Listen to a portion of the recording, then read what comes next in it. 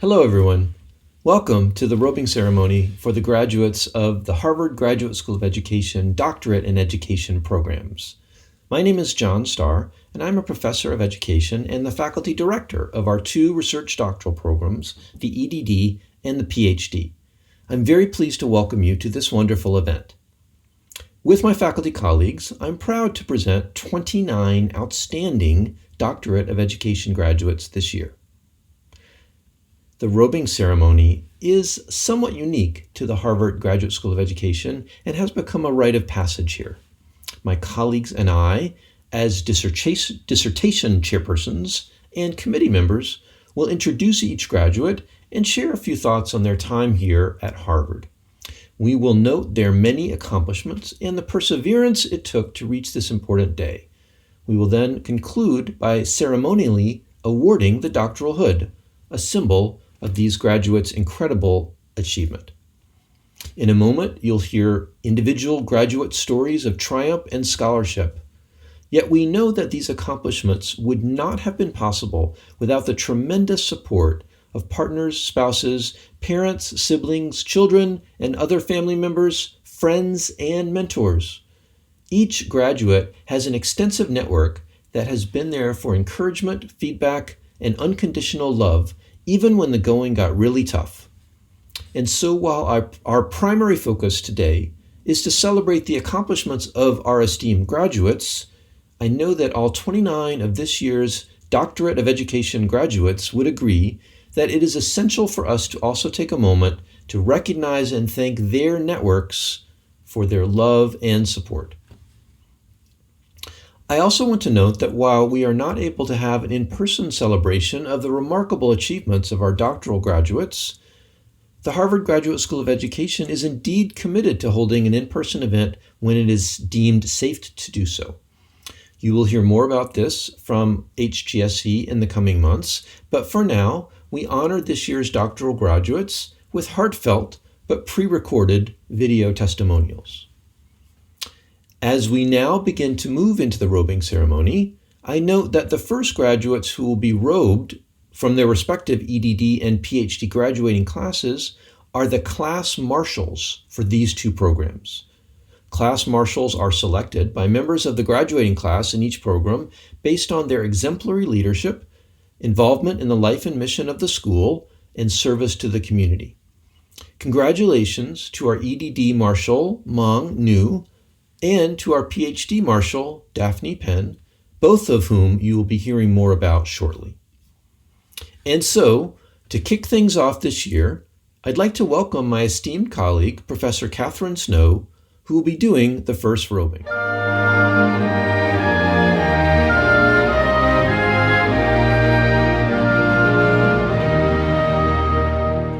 I'm Katheryn Snow, and I've had the honor of being the advisor for Mong Ting Nhu. In some real sense, Mong started on his career as an educational researcher on his first day of school. He arrived as a native speaker of Marma, the language of his family and his neighbors in the Chittagong hill tracts of Bangladesh, where he grew up, and in a classroom where the teacher spoke only Bangla, the national language and the language of schooling. Similar to many other indigenous groups, the language and the culture, the religion, and the ethnicity of the indigenous residents of the Chittagong hill tracts is different from that of the majority population of Bangladesh. And as a result, the children of the Chittagong hill tracts find school to be an unfamiliar place. So Mong did a very sensible thing after he was punished by his teacher for not understanding Bangla. He went home and told his parents he wasn't going back to school. They, mercifully, said they would teach him Bangla at home, enough reading and writing and oral proficiency that he could go back to school and succeed there. And thus, he became aware of the complexities of schooling for indigenous groups who are at odds with the majority population in the countries where they live. He kept this concern with the success of indigenous children with him until he arrived at the Graduate School of Education 8 years ago, where he started studying in great depth many areas that were new to him, learning, curriculum, literacy, language development. And ultimately, he went back to the Chittagong Hill Tracts with the brilliant idea of collecting from children in the schools there stories that their elders had told them. He sent the children out to talk to their grandparents and collect traditional tales, bring them into the school, and they told the tales to their classmates to great acclaim and also wrote them, thus improving their writing skills in Bangla. The written stories were impressive. They were more complex than much of the schoolwork that children were doing in this context where all of their schooling was in Bangla on topics much more relevant to the population in Dhaka than in the rural eastern regions of Bangladesh. But it was the oral stories that were particularly impressive, lengthy and complex and involved and full of moral lessons. Mong then had the brilliant idea of taking these stories and turning them into storybooks, illustrated storybooks, which could perhaps be used as content in the classrooms for the students to learn to read and write with. And that was a great success and might, in a sense, have been a place to stop his contributions. But he decided to go farther and to develop a discussion-based curriculum using these storybooks as the material to discuss. He then mounted an absolutely heroic randomized controlled trial across many different schools in different districts of the Chittagong Hill Tracts. And the result of that randomized trial showed very clearly that the school children learned more vocabulary, wrote more content, and they greatly enjoyed this culturally relevant, personally connected, and aligned curriculum. You might wonder whether the discussion-based curriculum worked well for children used to rote memorization in their classrooms. Turns out that the elders telling these stories often tell them in a way that is full of audience participation. So the children were well prepared for the kind of sophisticated classroom interaction that we elsewhere in the world think of as the model of excellent schooling. So Mong now, having completed this wonderful piece of work and demonstrated that it is possible to be revolutionary in how we approach Indigenous children's schooling, has a period, like all of us, of quiet solitude to continue his work. He will be writing up these results for publication, and I trust will be thinking about the lessons learned from this specific case of Indigenous schooling for how to improve schooling for children all over the world, how to make it culturally relevant, personally meaningful, and highly engaged.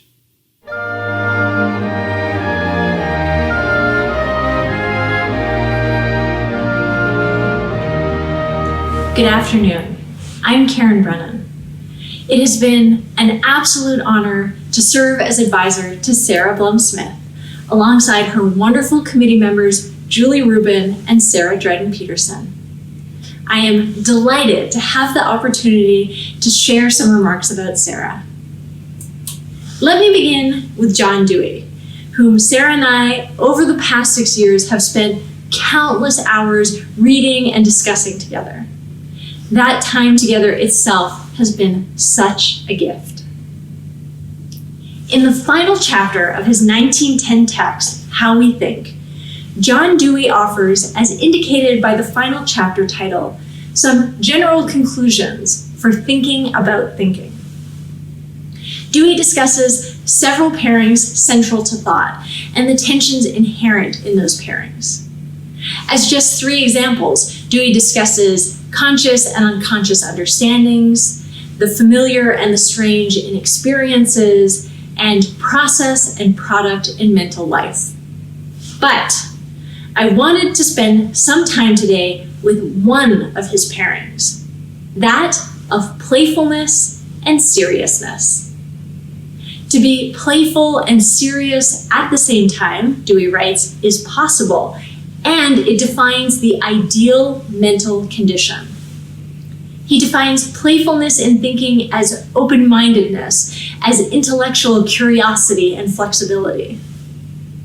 Sarah exemplifies this aspiration of balancing playfulness and seriousness in thought in so many areas, as a teacher, as a scholar, and as a colleague. First, Sarah's playfulness and seriousness as a teacher. From our very first meeting, Sarah's passion for teaching has always been evident. I was able to witness Sarah's teaching talents directly in a course that she and I co-taught here at HGSE for several years, an exploration of technology trends through the lens of critical theory. The first time we taught together at the end of term, I received a thank you note from one of our students. The student ended their note with comments about Sarah. I feel so lucky to have worked with Sarah. She always seemed to know where I was in my understanding and where I might go. Most importantly, she always took my ideas, my thinking, and my writing seriously. I don't think anyone has ever taken me so seriously or believed in me so much. Second, Sarah's playfulness and seriousness as a scholar.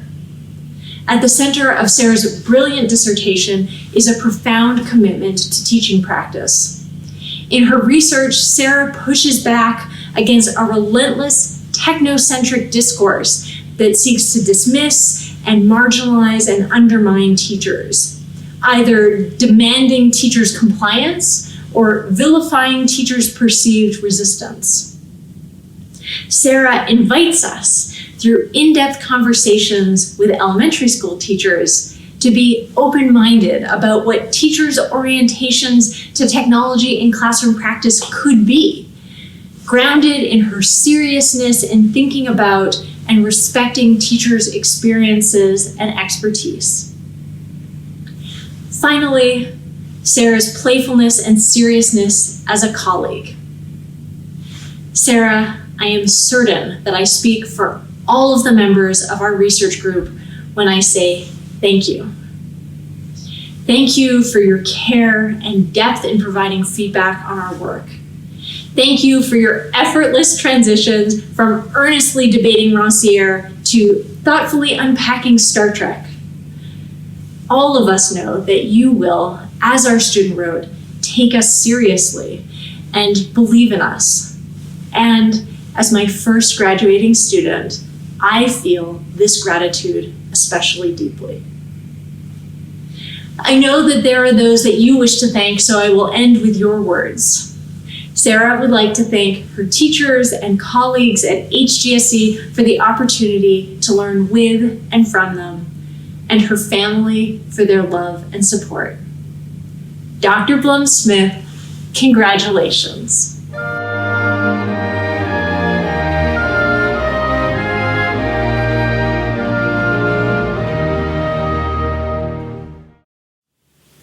It's with great pleasure that I award the doctorate to David Braslow.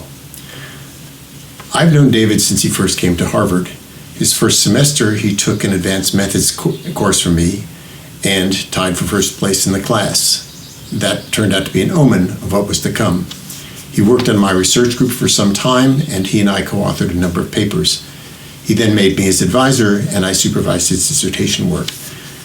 I have only a few minutes, so I can only point out a few of the things that have made David's time here noteworthy for me. The first is David's admirable way of confronting difficulties. David encountered a number of technical difficulties on his path forward. For example, a fundamental flaw in the survey data he was able to obtain. And of course, having young children, while a blessing, is hardly conducive to setting aside quiet time to solve novel problems. Through it all, David never complained, and he never looked for shortcuts. The second is David's superb analytical reasoning. I deliberately said reasoning rather than skills. David does have strong technical skills and a big technical toolkit, but much rarer than that is his sophisticated reasoning about analytical problems. That is, he translates very ably between real situations, data, and analytical solutions. The third is closely related, which is David's progression to independence. A core part of doctoral training is bringing students from a state of dependence to a state of independence. Most start out coming to their faculty members asking for proposed solutions to problems they've encountered, but by the end, they need the solutions on their own, and they need to be able to advise other people who come to them with questions. That transition can be quite difficult and often requires a good bit of pushing and shoving on the part of the advisor. Not with David. By David's second year, he was bringing good technical solutions to problems we encountered in our research group. By the end of his dissertation work, he often simply skipped the stage of bringing me problems until he had a chance to figure out what he thought would be a good solution and do the analysis so that he could show me the results of his proposed solution. Finally, I'd like to make one brief comment about what it's like to work with David. Working on complex research problems can be really frustrating. Problems arise all the time. Those problems often don't have simple, clear solutions, and all of us are often wrong when we try to solve them. Yet in the 8 years I've known David, I have never seen him become visibly impatient, annoyed, or defensive in discussions of those problems. He just sets out trying to sort things out in his mind and explain what he thinks is the best solution. I appreciated that, not least when I was the one who turned out to be wrong. So David, it has been a true pleasure working with you. I wish you all the best as you go forward, and I do hope we can stay in touch.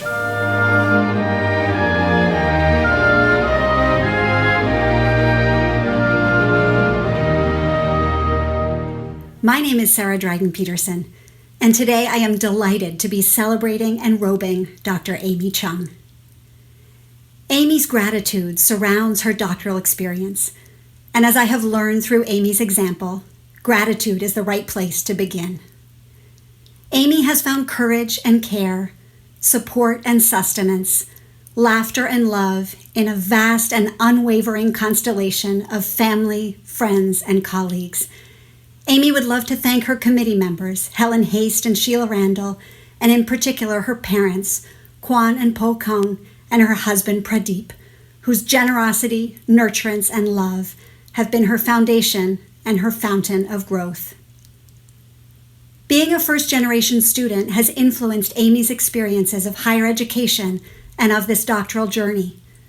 The relationships of care and support that have sustained her are steeped in reciprocity, both received by her and given by her, to her students, her colleagues, to her friends, in her teaching, in her mentoring, in her research, and in her organizing work.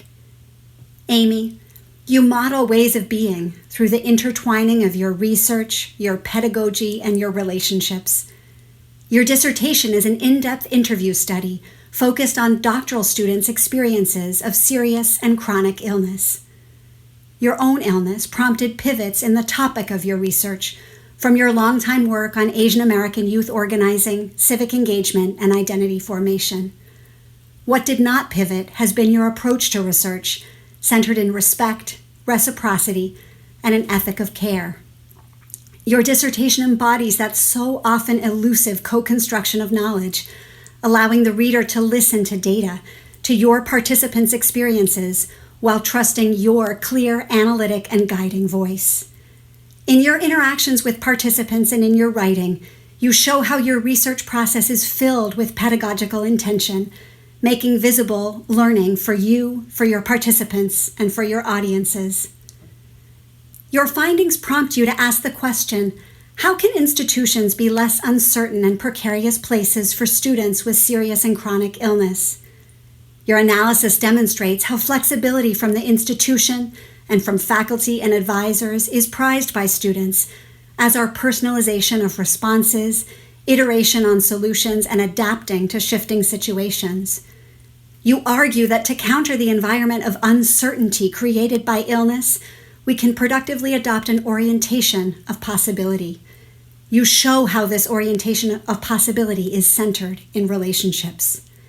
In your research, your pedagogy, and in your being part of community, you model what an orientation of possibility centered in relationships can be. I see you during our interviewing class in a Boston school, quietly talking to the little boy who had been sitting alone, listening and making him feel like what he said was all that mattered in that moment. I see you at our research lab retreat, putting on skates to try out gliding across a pond, not so sure you felt steady yourself, but quickly finding yourself with a child's hand in yours, and in an instant ready to be her rudder and guide. I see you bringing us all to sit on the floor in a Gutman 4th floor classroom with you, surrounded by scissors and tape and printed out data to piece together the puzzles to make sense of the whole. Your research, your pedagogy, your relationships, they are part of the whole, Amy. You enable others to do their work better, to be better, through you being there, through offering your hand, through your guiding questions, and through your unabashed, deep listening. I am ever so grateful for how much you have taught me through the experience of our relationship, about illness, about advising, about being human, with you helping me to understand what it means to be open together to what you call the production of new kinds of selves. Through your research, your pedagogy, and your relationships, you have created conversations on how we remake institutions and our relationships within them to be more caring, more flexible, more filled with stewardship, and with an orientation of possibility. All of us, your participants, your colleagues, your friends, your teachers, your mentors, your family, are grateful to you, Amy, for the orientations of possibility you have taught us and helped us to see. We are so very proud of you, Dr. Amy Chung.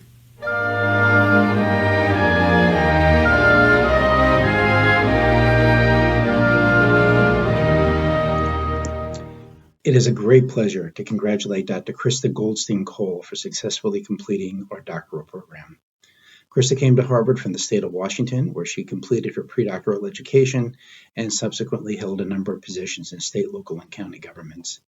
Krista's primary interests are focused on how the effects of child maltreatment can be buffered by school connectedness.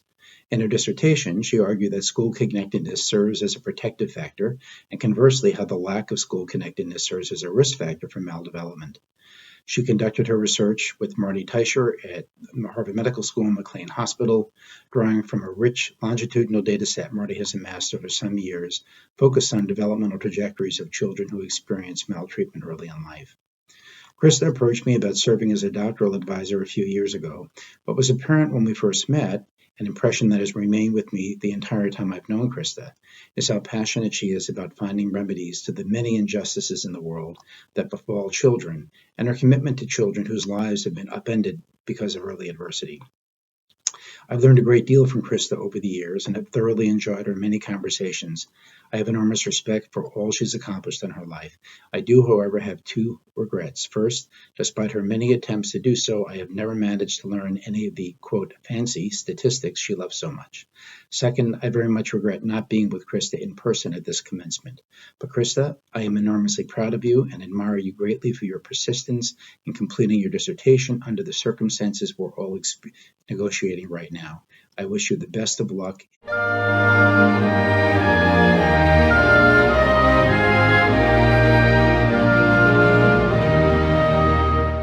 Good morning. I'm Roberto Gonzalez, Jonathan Hampton's advisor.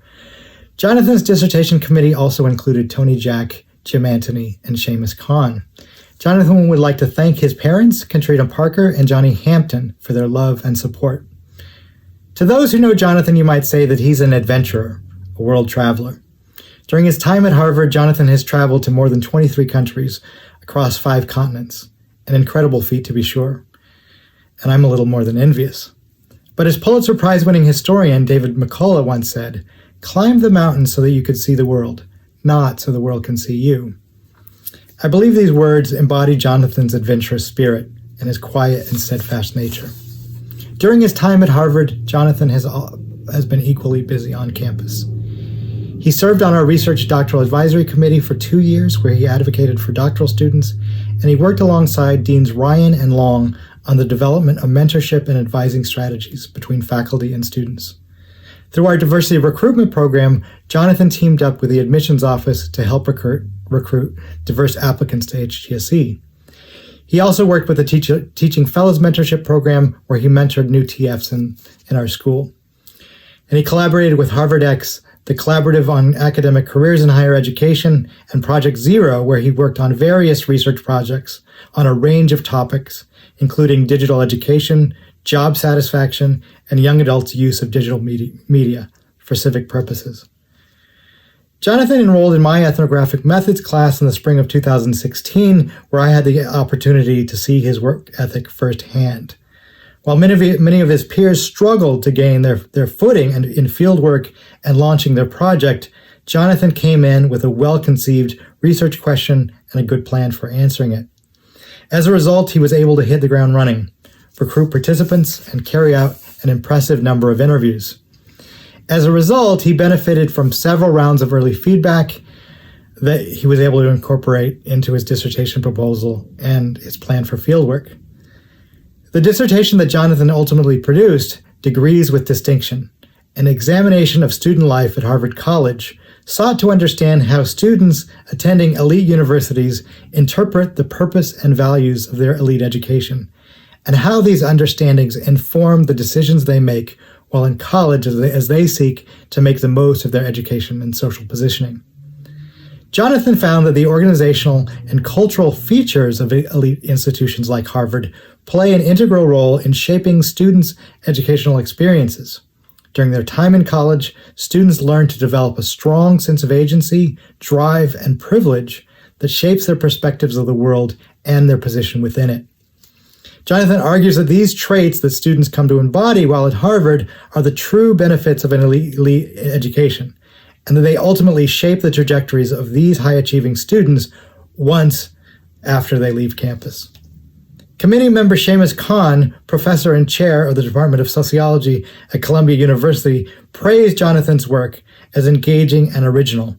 He said he felt as though Jonathan has the makings of a book that will make an immediate impact on the field.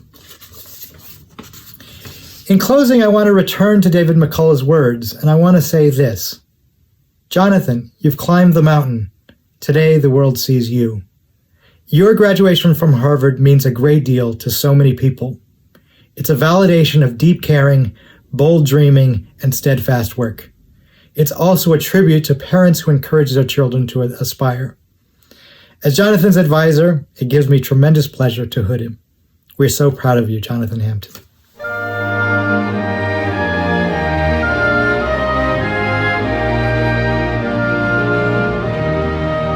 Greetings, I'm Howard Gardner, and it's a great pleasure to be able to welcome Ashley Lee to the company of educated persons, a phrase that has been used at commencements at Harvard and elsewhere for many decades. Ashley's a wide-ranging, ingenious, hard-working scholar. When one first meets her, she has a reticent, almost bashful presentation of self, but looks can be deceiving. Ashley's a rigorous, tough-minded scholar who proceeds carefully, even cautiously, but in the end, she's able to make and defend strong and illuminating conclusions. Ashley has an impressive varied background. She studied English, computer science, and education. She was a program officer for the United Nations in Europe. She's had stints at Stanford, Oxford, Tufts, Harvard's Berkman Center. The list can go on. I'm happy to confer on her yet another sheepskin to add to the many honors she's already received. Over the last several years, I've gotten to know Ashley quite well.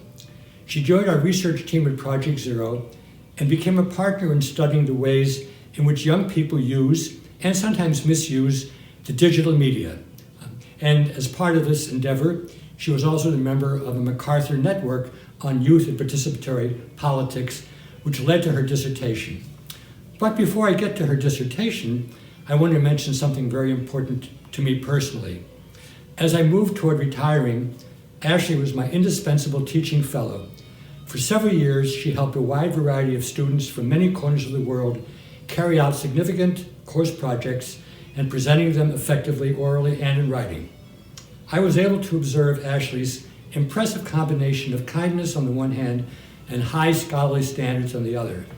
And then as a bonus and completely unexpected, at the last course I ever taught, she presented me with an album of messages not only from our current students, but from students from several years in the past. I was deeply moved by this act of kindness. Ah yes, the dissertation. Drawing on her many skills and her white background, Ashley carried out research in 3 distinctive sites: Cambodia, Canada, and the United States. Her particular focus, the way in which activist youths sought to advance causes in which they believed, principally through the use of digital media, Facebook, tweeting, Skype. This is a time I'd never even heard of Zoom, and to see whether in fact they were able to get their message across through these disparate media of communication. When these social media first appeared, skeptics felt they couldn't be mobilized for significant political ends. They even coined a dismissive phrase, slacktivism. But Ashley has succeeded in showing otherwise. There's an art, if not a science, to the use of Facebook and its related media, and you can get your political and social ideas across, even mobilize thought and action, while avoiding the perils which all too often surface from more direct calls for action.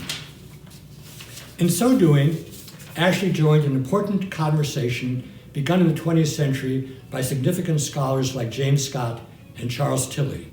She showed how their analysis need to be recomputed, so to speak, for a digital era. Soon, Ashley will begin a postdoctoral fellowship at the Stanford Center for Philanthropy and Civil Society. She expects to turn her dissertation into a scholarly book, and no doubt, in the heady atmosphere of Silicon Valley, she will embark on new and promising lines of research as well. Ashley Lee, we will miss you here in Cambridge, but I'm confident that we'll hear much about you in the years ahead. Congratulations.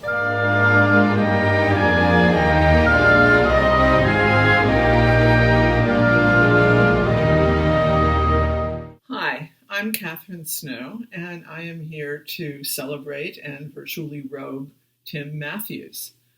I first got to know Tim several years ago when he was doing some research on adolescents' understanding of history, their historical empathy capacities. And at the time, we both thought that might well be his dissertation topic. But after Tim and his husband Greg expanded their family with the addition of their son Jacob, his interests shifted to the special challenges and joys of parenting in same-sex parent families. So he developed a dissertation around that topic, a survey study, and some case studies that have illuminated both what is special about same-sex parent families and what is very recognizable and expectable, that such families benefit from larger support systems from their extended families and from social structures, that they look for places where their children have warm caretakers for out-of-home care. Mostly good news, I would say, a few bad news findings, that there are cases in which these families experience minor cases of microaggression, and also that they use those as opportunities to instruct and educate the caregivers that they, to whom they entrust the care of their children. I think the central core of Tim's thesis that was so brilliant was the extrapolation from our understanding of how narratives function in family life to a study of the narratives that same-sex parent families develop, and a recognition that the frequently endorsed family narratives, the mom and dad and a boy who's athletic and a girl who plays princess, that is not the only model of family that children need to have endorsed in their lives, that we could have children's books and resources for daycare centers and preschools that are full of single-parent families and same-sex parent families and adoptive families and blended families, and that would be a real contribution to the acceptance among all of us of the wonderful array of family types. So I want to congratulate Tim and thank Meredith Rowe and Sabra Katz-Wise, who were very helpful in his completion of this dissertation. And I look forward to the dissemination of the wonderful resources he developed as part of his dissertation for use in early childhood centers.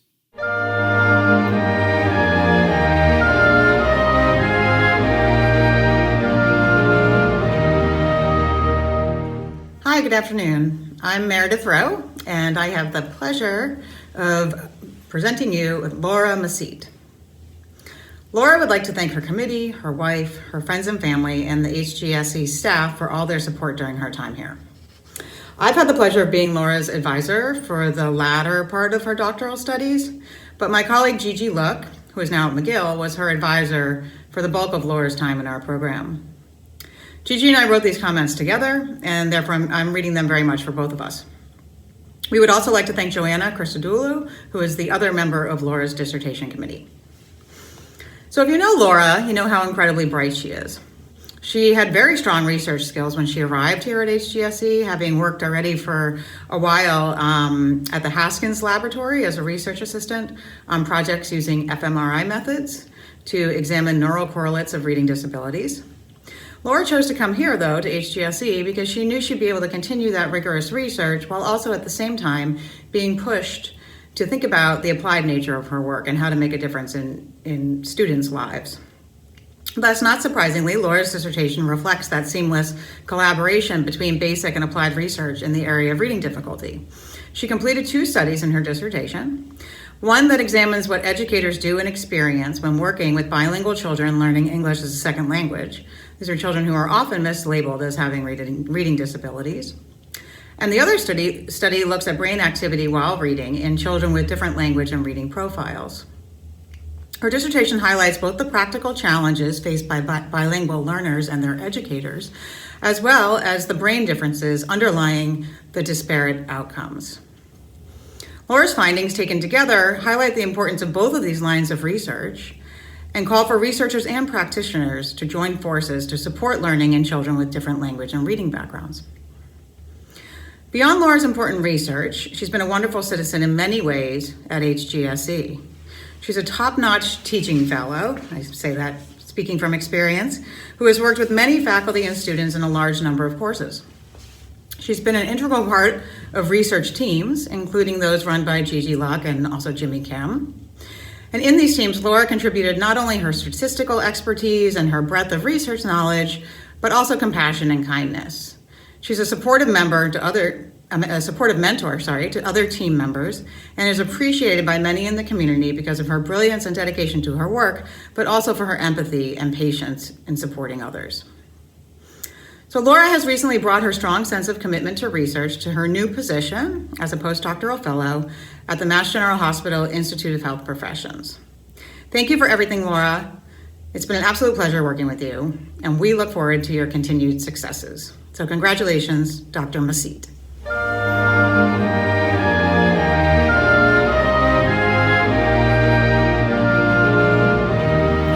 Hello, I'm Helen Haste, and today I'm very pleased to honour Siwen Zhang and celebrate her doctoral degree. I know that I share my pleasure in doing this with my fellow committee members, Bob Selman and Zhu Zhao. It's been a very enjoyable task supervising Siwen over these years and helping her come to her doctoral degree point that she's at now. She has done a very interesting project which contributes both to our understanding of culture but also has some practical implications. What Siwen did was to interview Chinese students who came from mainland China to do their undergraduate degrees at 2 East Coast universities in the United States. And the question she was interested in was how do these students cope with the new culture, that they encounter, the differences that they encounter in how the world is viewed, and indeed the pressures and tensions that arise from being at the boundary of two cultures. And she found four different areas where there were sort of tensions and issues that these young students encountered. The first one was a conflicting understanding of Chinese culture, that the American students and their professors often had a very uninformed view of China. They were quite ignorant in many cases of Chinese history and Chinese culture. A second one is that there was quite often a misunderstanding about how very much China has developed in the last 50 years, how very much it's not a country any longer riven by famine and deprivation, but a major modern advanced industrial society. And again, she found that many of the students, and their professors indeed, had a rather old-fashioned view of China. A third area concerned how much they saw individual Chinese citizens as having agency, having freedom. Was China a society which was very heavily censored? And the students thought that the Americans had a very distorted view of the extent to which China lacked freedom. And the final area was concerning sovereignty. What are the boundaries of China? To whom or to what do Taiwan and Hong Kong, for example, belong? And this is an area of considerable tension and disagreement. So those are the four areas that she found there were major areas for these young students to deal with in encountering interactions with their friends and indeed their professors. So how did the young people deal with this? Well, Si-Wen found there were really four ways in which they responded to these various kinds of problems. The first was what she called the detached bystander. In other words, simply observing that these Americans had a different view, but it wasn't going to really worry them too much, basically. They was going to ignore it. The second one was what she called the reactive defender. These students, or this kind of response, reflected anger, distress, and a desire to defend China from the criticisms and comments. And it was quite emotional. A third one was what she called the pragmatic rationalizer. This was to say, yes, the American students have a different perspective, but they're entitled to their point of view, and I will accept that they have a different point of view and not let it worry me too much. I will incorporate what they say in my own thinking and think about it and then make my own conclusions. And finally, she found open-minded incrementalists. This kind of response was to say there is going to be change. These people have a negative view perhaps, or a view that's uninformed, but in time we will come to a better perspective. In time we'll understand each other better. This is a very positive view, a very future-oriented view. So these are the ways in which the young people perceived the conflicts in perception and interpretation arising from their cultural experience, but also the way they responded to them, the ways they managed and coped with the situation that they encountered. So this work contributes enormously to how we understand culture, how we understand particularly cultural conflict and cultural boundaries, and what happens when people move between cultures. This is a major contribution to an important area, not just about China, but internationally. Additionally, there's a practical implication, because anyone who's working as a professor at a university has to take account of how international students are going to react, respond, what kind of pressures they're going to encounter when they come, and how we as professors should, in a responsible way, deal with it. So there's many messages from Si-Wen's work for people who are responsible for international students, and there's much that we can learn of how to deal with our guests and our visitors when we are responsible for them. So it's been an interesting, very interesting process helping Si-Wen come to these conclusions. She has at all times been innovative, original, excited and passionate about her work. And indeed, I think she has a very promising future ahead of her. And I know that my fellow committee members share this view. And we very much wish Si-Wen all the best for her future career. And indeed, we congratulate her very much. Finally, Si-Wen would like to thank and acknowledge the support that she's had from her family. Her parents, Rong Kai Zhang and Li Yu Dong, her husband, Gibran, and her soon-to-be 2-year-old daughter, Ariana. So Siwen, good luck in your future. It's been a great pleasure working with you. And again, congratulations.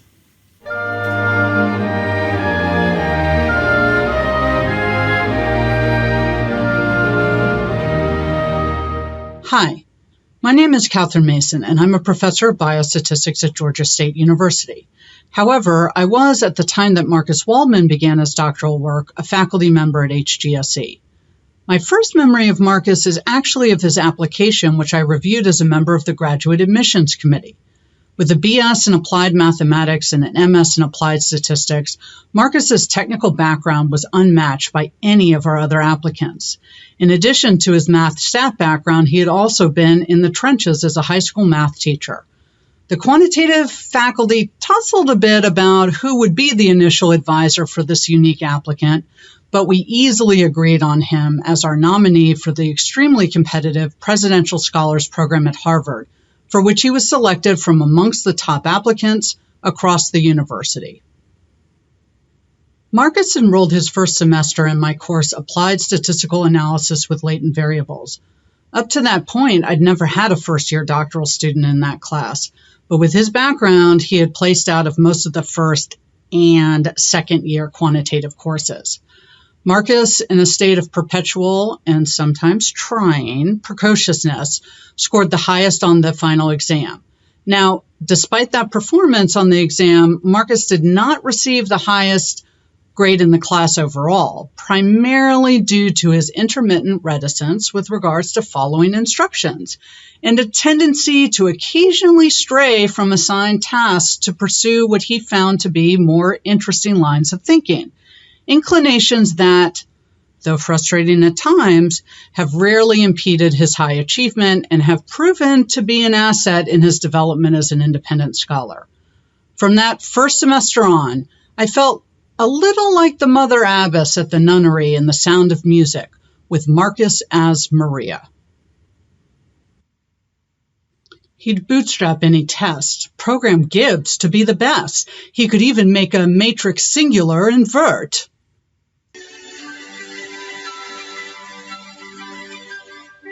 How do you solve a problem like our Marcus? How do you find the perfect estimand? How do you find a scale that measures Marcus? Multidimensional, non-invariant, a sum?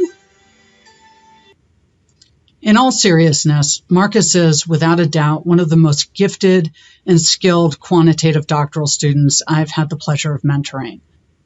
Marcus's analytic abilities, creative thinking, and beautiful writing are on full display in his 3-paper dissertation entitled Multiple Imputation Methods for Latent Profile Analysis in Education and the Behavioral Sciences. As one of his other mentors, Dana McCoy, aptly describes, his work is exceptionally technical, rigorous, and nuanced. And yet, this is not what makes it noteworthy. What makes Marcus's research so exceptional is its conscious recognition of and responsiveness to what I fondly refer to as the mess of education science.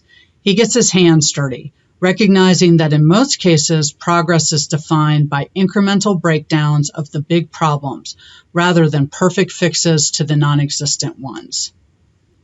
Dana and Marcus's committee chair, Andrew Ho, also wanted to make sure that we highlighted the exceptional teaching and mentoring contributions Marcus has made, even while a student himself at HGSE, particularly in Andrew's educational measurement lab, and this past spring when Marcus, coming full circle, took leadership of that same latent variable modeling course he took his first semester.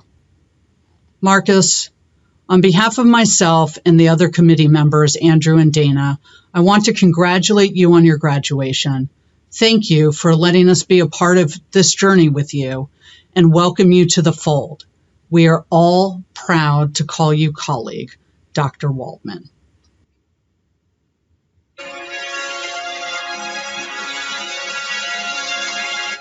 Use every prior inform the way, impute every value till you find your bays.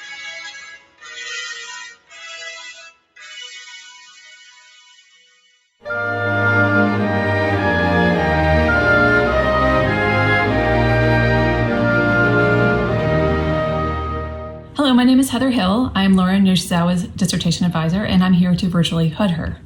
Usually this is an in-person event, one that is really spectacularly fun as I get to watch the family members and loved ones of the candidate get together and celebrate all the work that she has put into achieving her Ph.D.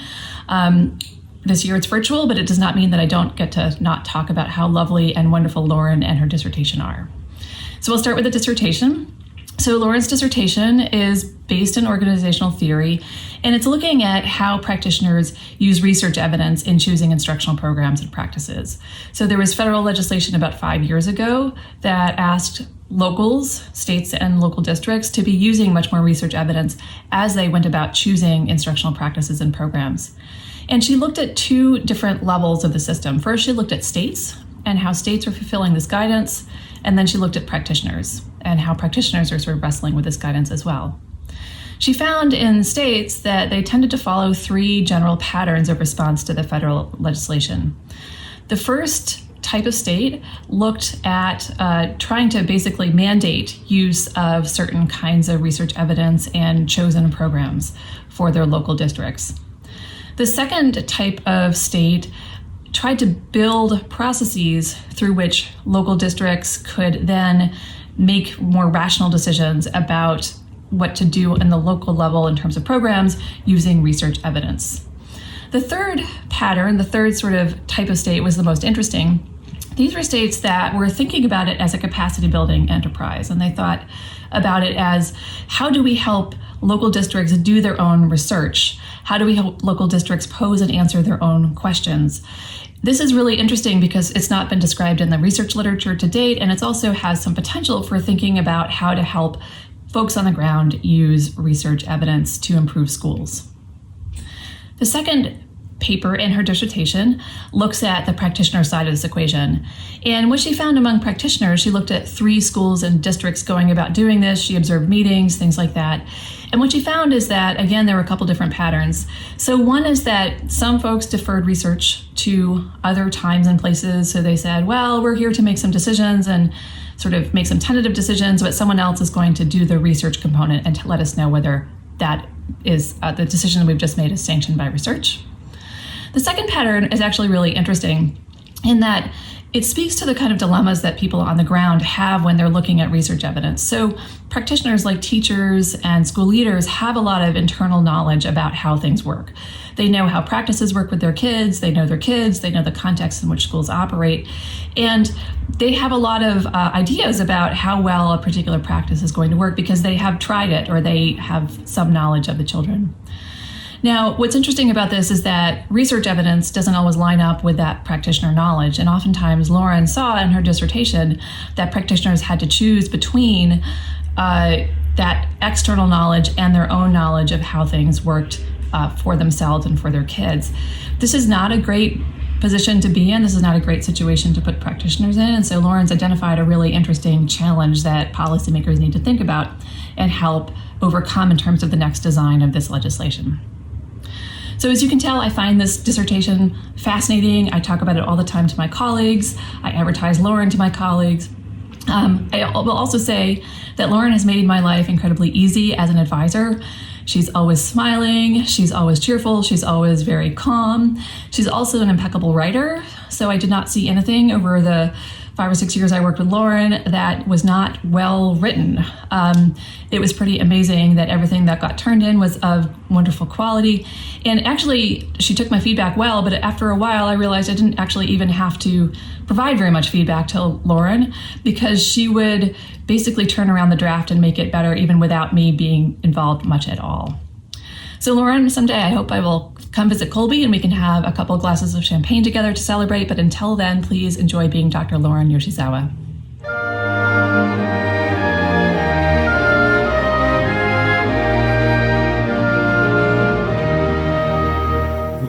present Dr. Maxwell Yarkovsky.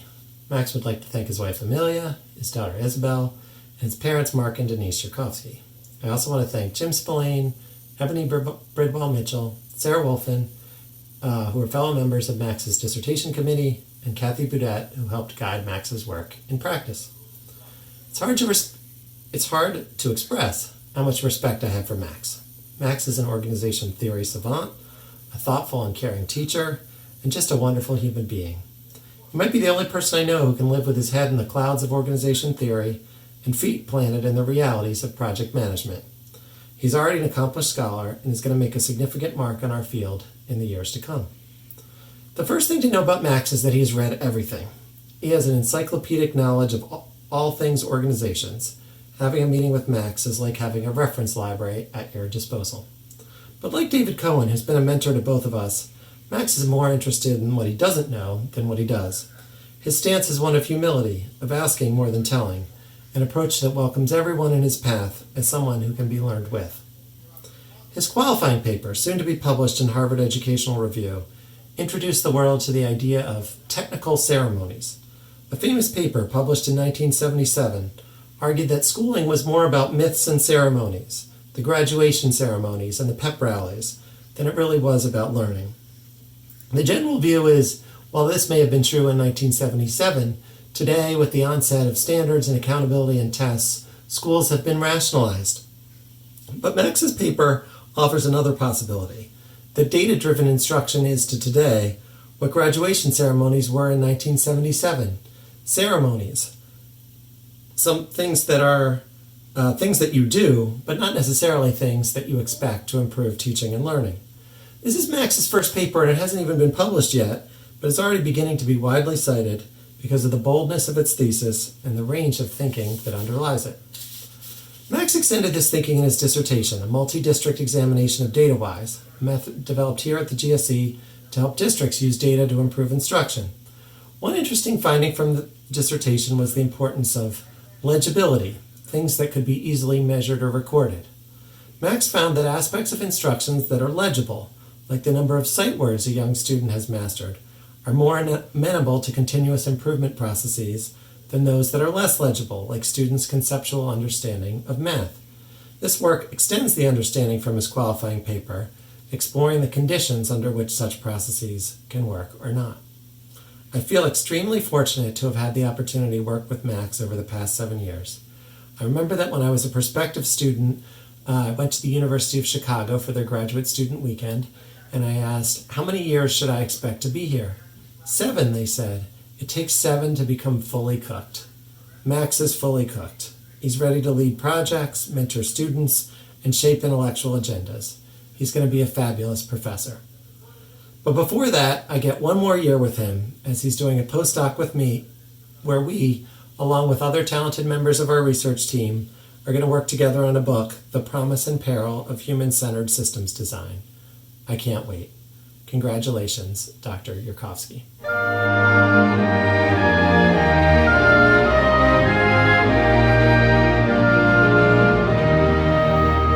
Hello, I'm Roberto Gonzalez. I'm Daphne Penn's advisor.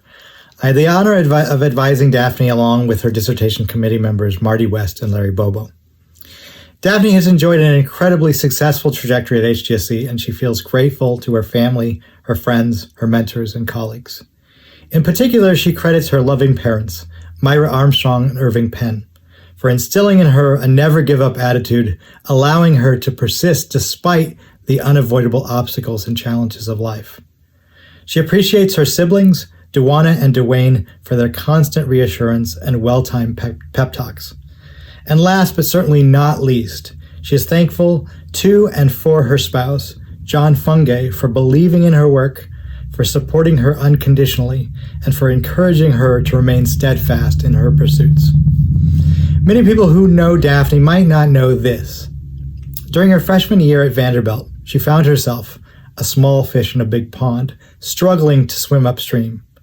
She had graduated as valedictorian from her high school, but with a 1.57 grade point average at the end of her first semester, and the advice that schools like Vanderbilt aren't for everyone, came the stark realization that she had spent much of her life on the wrong side of the achievement gap. But Daphne's struggle to meet Vanderbilt's expectations of academic rigor was not indicative of her ability or her talents. Rather, it reflected the structural circumstances that framed trajectories like hers and so many others struggling to navigate post-secondary institutions. The road was not smooth for Daphne, but she would go on to graduate from Vanderbilt with high honors, proving to everyone that she was capable and that she belonged. I was on the admissions committee that selected Daphne to our first PhD cohort. I knew about Daphne before she started her program because a friend of mine from graduate school who was teaching at Purdue, where Daphne had started in sociology, was very enthusiastic about her. We met during Daphne's first year, and we had a growing number of interactions over the years. Meanwhile, Daphne was racking up awards and accolades. In 2015, she was awarded the prestigious Ford Foundation Predoctoral Fellowship. She would also garner support from the UC Davis Center for Poverty Research and the Center for American Political Studies and the Immigration Initiative at Harvard. Daphne approached me years later with an interesting research idea that would become her dissertation: The American Dream Deferred, the promises and pitfalls of education for unaccompanied minors in a new immigrant destination. An ambitious study exploring the politics of immigration-related demographic change at a historic African-American high school in Tennessee. For the dissertation, Daphne conducted more than 140 interviews with community members, educators, and students. She also spent hundreds of hours observing the educational response to the school's growing population of unaccompanied immigrant minors. Daphne's dissertation not only speaks to how the legacy of racial inequality of the South shapes immigrants' educational incorporation, it also expands contemporary conversations about immigration and the role of education in the pursuit of the American dream. Over the next 2 years, Daphne will work to transform her dissertation into a book-length monograph. She hopes to continue a career in research, teaching, and service as a professor. She ultimately envisions herself as a college dean, a position that will enable her to work with faculty, students, and staff to promote a culture of excellence and inclusion. I will end with this. Daphne, your graduation from Harvard will serve as an inspiration for so many young women who are told that they don't belong, and as a validation of the sacrifices of their parents. Daphne, you do belong. You have earned this and you deserve it. As Daphne's advisor, it gives me tremendous pleasure to hood her. We're so very proud of you, Daphne Penn.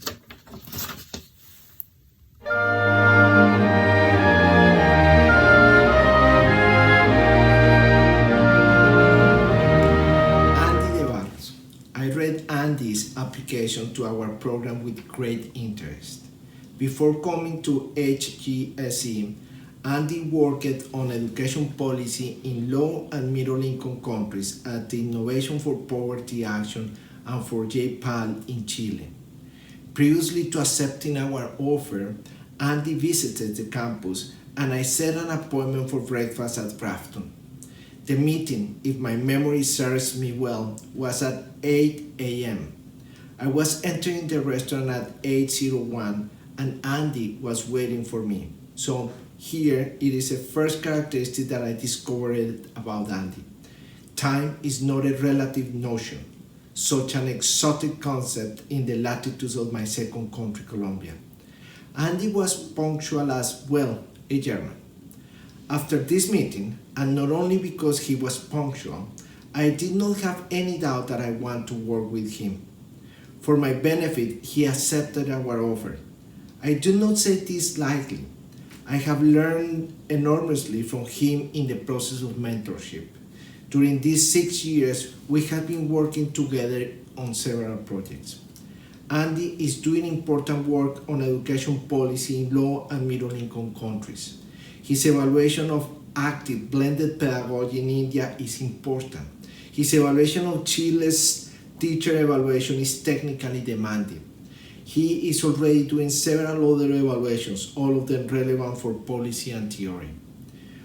One day, Andy arrived at my office with a heavy, tired face. He told me he did a mistake in the code of a project we were working together. He worked all the night doing all the analysis, and some of the results changed. That is a second characteristic of Andy. He is an honest, serious researcher. A good researcher is not the one who do not make mistakes. Researchers, all of us, make mistakes. A good researcher takes pride in their work, detects potential problems, and if there are any, fixes them. Andy is one of them.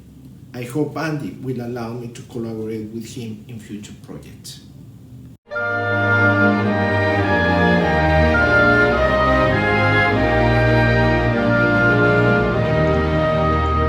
It gives me enormous pleasure to welcome Dr. April Bon Choi to our 2020 commencement ceremony.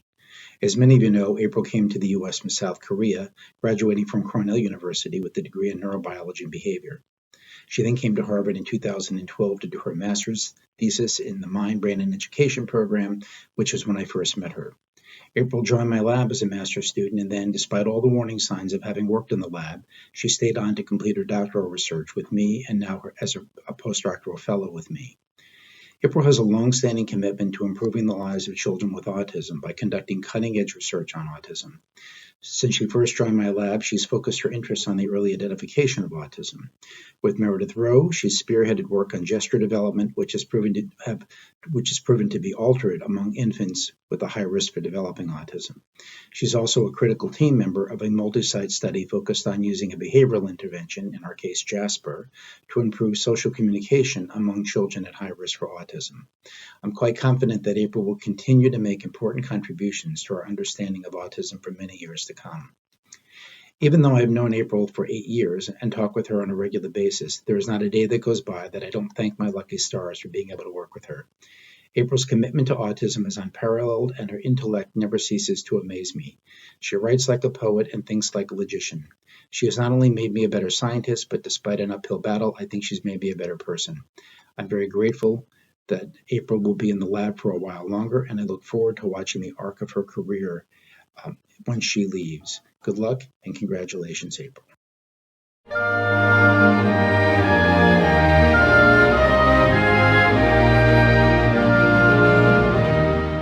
So I'm delighted to introduce Liao Cheng.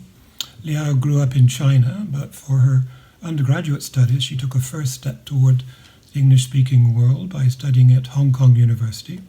After that, she did a master's in human development here at HGSE, and afterwards, her course began here at the doctoral level. Liao's published, together with her father, a book in Mandarin on Zen Buddhism, and she also taught a very well-received course on that same theme here at GSE. For her doctorate, Liao decided to make a comparative study of cognitive development in China and the US. That theme has been explored among adults, and some intriguing differences have been found. To give you just one example, when presented with two opposing arguments, Chinese adults often seek to find a middle way, whereas US adults are prone to magnify the differences between the arguments. We don't actually know much about the development of these differences in childhood, and so Liao gave children in the US and China a variety of situations to think about and probed for cultural differences. For example, she presented children with short stories in which the protagonist encountered a bittersweet situation likely to evoke feelings of happiness and sadness at the same time, and she asked children about how the protagonist felt at the end of the story. 3 main findings emerged. First, the younger children had a lot of difficulty in acknowledging mixed feelings. They would say that the protagonist was happy or sad, but he couldn't be both at the same time, and this denial of mixed feelings was common both among the US children and the Chinese children. Having said that, older children in both countries were more alert to the possibility of mixed feelings as they get older. Finally, there were signs of subtle cultural differences.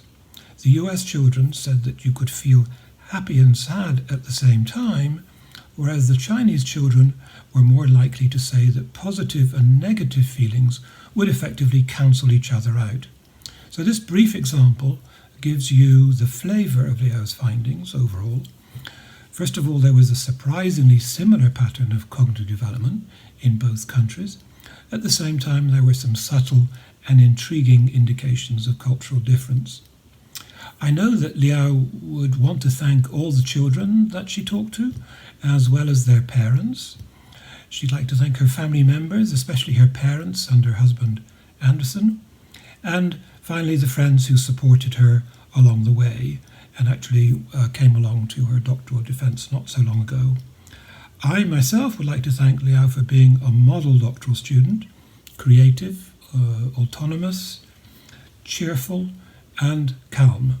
I don't think doctoral advisors can ask for more.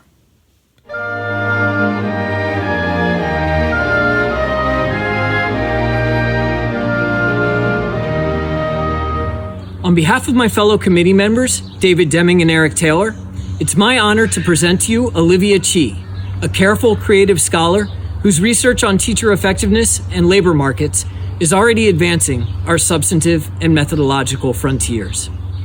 Olivia has an EDM degree from the Harvard Graduate School of Education and an AB from Brown University, where I had the privilege of having her as a student some 12 years ago.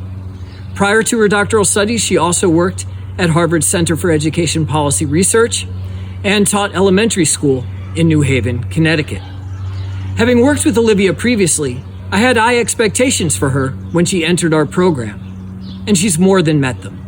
She earned 2 competitive university-wide fellowships, one from the Harvard Kennedy School's multidisciplinary program in inequality and social policy, and the other from the Partnering in Education Research predoctoral training program. And she's now well on her way to developing an impressive portfolio of research of her own, including a superb job market paper on the effects of demographic congruence between teachers and raters on classroom observation scores. Olivia is also a gifted instructor who's made many important contributions to HGSE as a teaching fellow. She has a unique ability to convey complicated ideas with precision and clarity that's enabled her to teach courses designed for aspiring researchers and for aspiring practitioners equally and exceptionally well. Having been present at or near the start of Olivia's journey to a Ph.D. in education, it's a particular joy to see her across the finish line. That's especially the case since this moment also marks the launch of what I know will be a remarkable career, starting next year on the faculty of Boston University's Wheelock College of Education. I look forward to celebrating Olivia's accomplishments and a soon-to-arrive addition to her family with her in person very soon. In the meantime, please join me in congratulating Dr. Olivia Chi.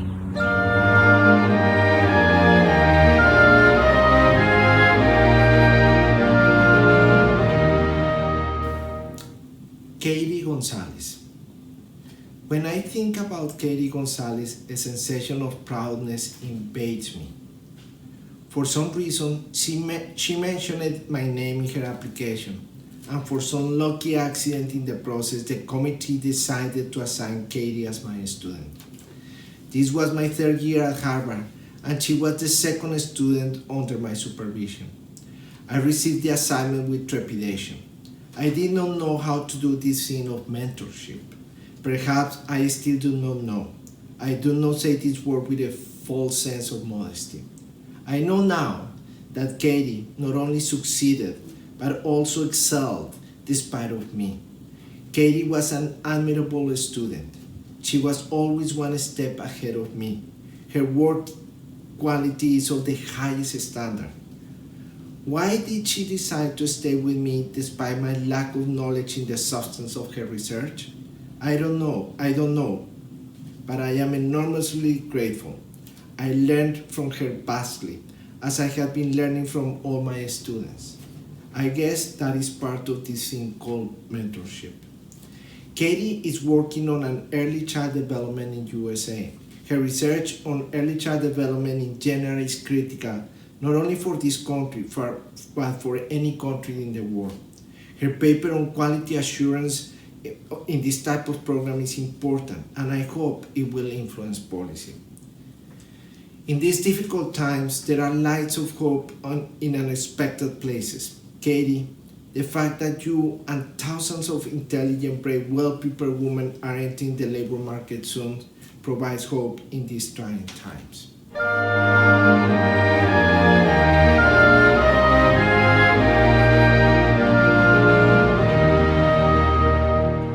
Hi, Reed.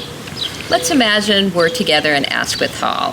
I'm in full regalia with my black and red robe and my velvet hat with a gold tassel, and you're in your crimson robe, holding the hood that I will later place over your head. I would introduce myself. Hello, I'm Julie Rubin, and I'm so proud to call Reed Higginson to the stage. Your partner Emily, your mother Nancy, your father Grant, and your brother Drew would be here to cheer you on, as they have been throughout your journey at Harvard, and as I assume they are right now. I would turn to you and say, the Ph.D. is the highest degree awarded by the university. It recognizes individuals who've mastered an important body of knowledge and developed significant expertise through the completion of original research.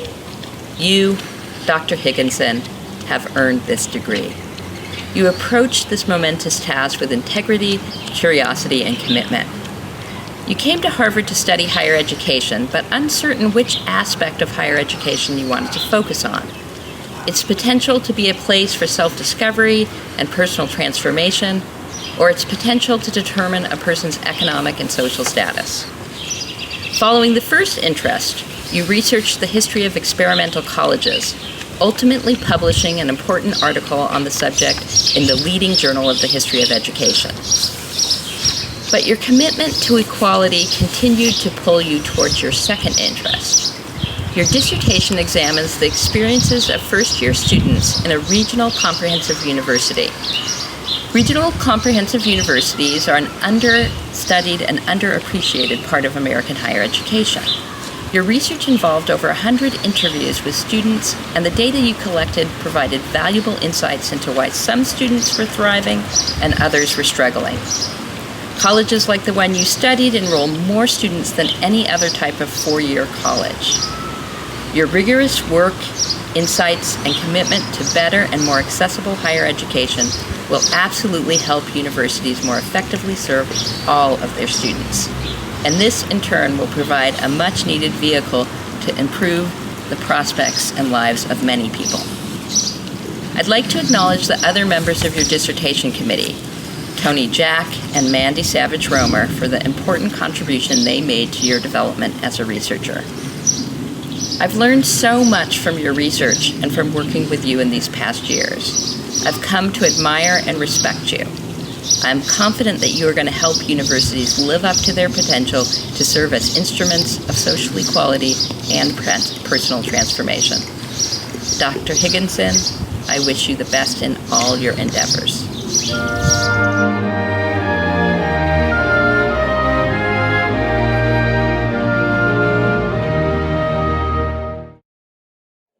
First, many community colleges have been struggling with what to do about the large number of students who are arriving on their campuses without the skills traditionally expected for college-level work. We all know the labor market has changed, and not surprisingly, many more students than in the past have been seeking some kind of post-secondary credential. Now, to keep costs low and to accommodate more students, many community colleges, including those in Kentucky, began implementing a form of remediation known as the Emporium model, where students were allowed to proceed at their own pace through the material rather than sit in a traditional class with an in-person instructor. Now, what Whitney found in studying this program in Kentucky as they rolled it out from one campus to the next was that completion rates were about 10 percentage points lower and retention rates were about 6 percentage points lower under the Emporium model than under the old in-person remediation.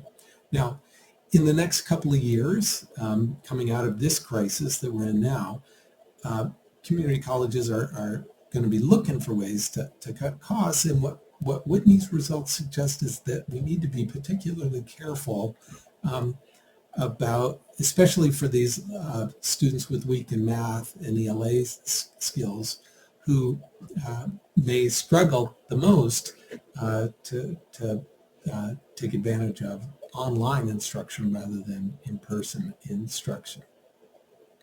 Second, Whitney studied the GPA and SAT cuts here in Massachusetts for public four-year colleges and universities.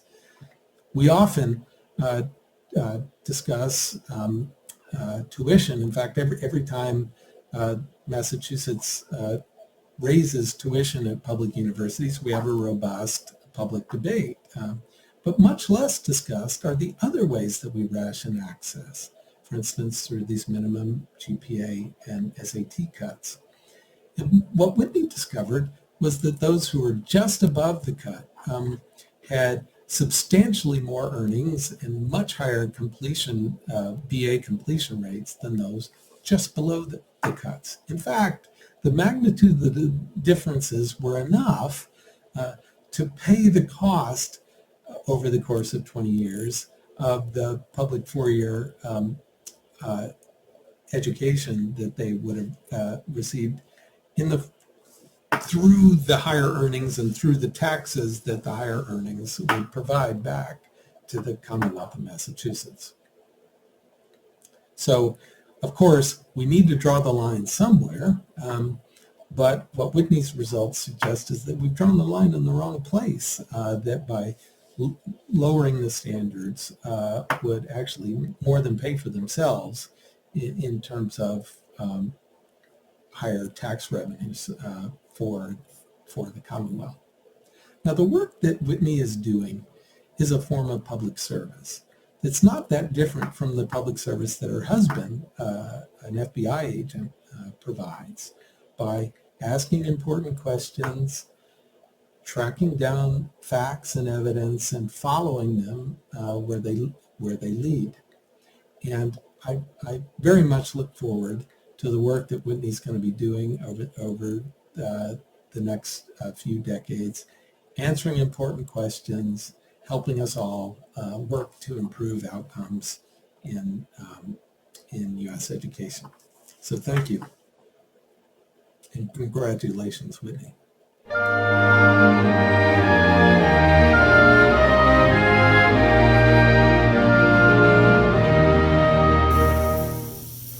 I'm honored to present Dr. Amelia Peterson.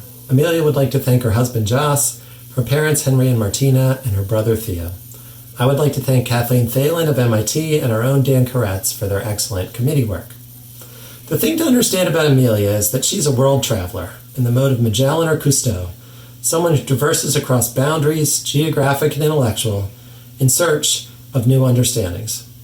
Amelia has visited schools, interviewed students and teachers, and met with ministry or policy officials in Australia, Austria, Brazil, Canada, China, Denmark, Finland, Germany, India, Israel, the Netherlands, New Zealand, South Africa, and the United States, meaning that she has seen more by the age of 30 than most of us will see in our lifetimes. Out of these experiences, she has written policy reports for the OECD, a book called Thrive on the Future of Schooling, and a scholarly paper on international learning communities about what can and can't be learned across international boundaries. Amelia is also one of the most wide-ranging young scholars you will ever hope to meet. A generalist in a world of specialists, someone who sees holes where others see parts, Amelia can make connections across literatures, across countries, and across intellectual divides. Her dissertation, a study of what happens to non-college-going students, which she calls the forgotten half, across 4 countries, Germany, Austria, New Zealand, and Australia, offers a trenchant analysis of the intended and unintended consequences of the shift towards the College for All movement, which has spread across the world.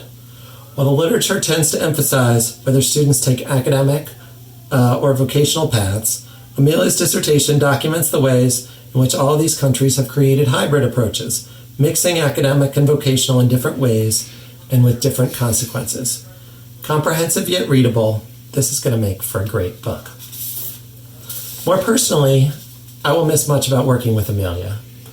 Her priceless British accent, her wry sense of humor, her unflappable air in any situation, including when we were wandering lost through the streets of Shanghai, and our ongoing chats about the fall of civilization on both sides of the Atlantic. I'm not the only one. When she finally begged off a cross-national collaboration we were part of, for once not journeying to a foreign destination as she stayed home to finish her dissertation, no fewer than 5 members of the group came up to me and said some version of, "Where is that English lady? We miss her." As befits her bent, as she departs from Harvard, she has been recruited to 2 different top intellectual enterprises. Next year, she will continue as a fellow at the London School of Economics, Britain's top university for applied social research. And then the following year, she'll become part of the founding faculty of the London Interdisciplinary School, a new university that is seeking to help students traverse across disciplines, seeing the connections among them and between those disciplines and the world beyond. I can't imagine a better guide for students taking such a journey than Dr. Amelia Peterson. Congratulations.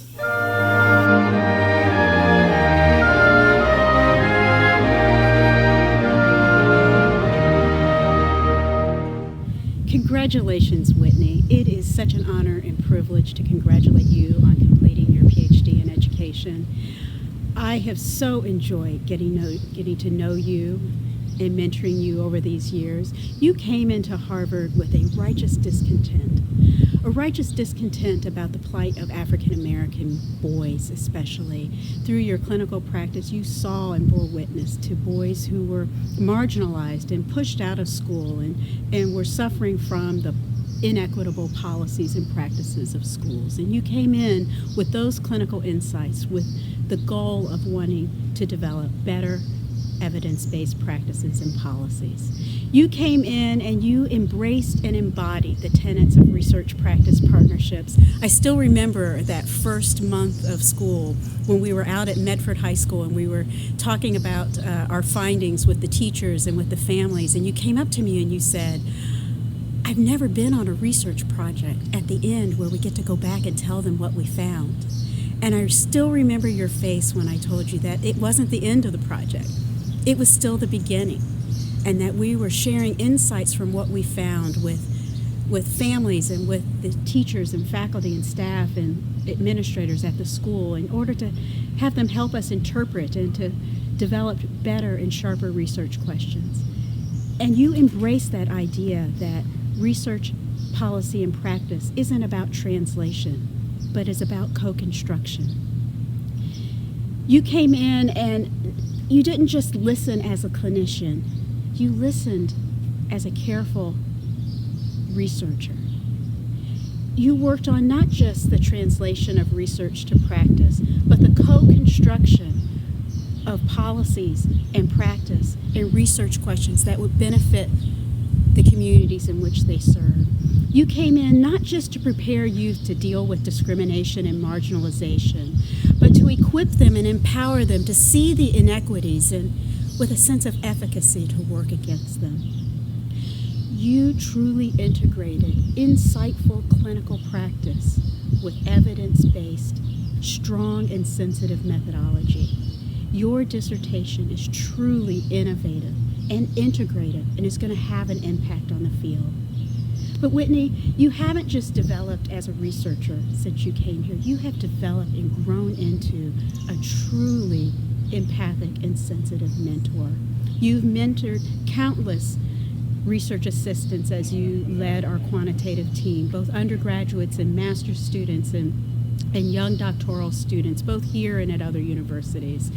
You have been a careful and sensitive teaching fellow as you raise up the next generation of practitioners with evidence-based practice. And of course, you have been a mentor to so many youth as you help them see their potential and rise into their purpose. I just can't wait to see what happens next in your career. I'm so proud of you, and congratulations on your National Science Foundation postdoctoral fellowship. You are going to do amazing things. I can't wait to see how the field is better and stronger, and how youth are better able to reach their potential because of the work that you do. Congratulations, Dr. Cole.